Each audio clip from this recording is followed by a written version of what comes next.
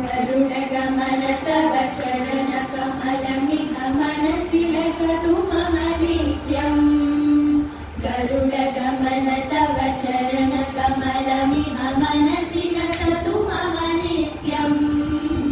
मनसि लसतु मम नित्यम्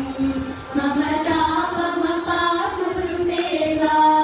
मम पापमपाकुरु देवा मम तापमपाकुरु देवा मम पापमपाकुरु देवा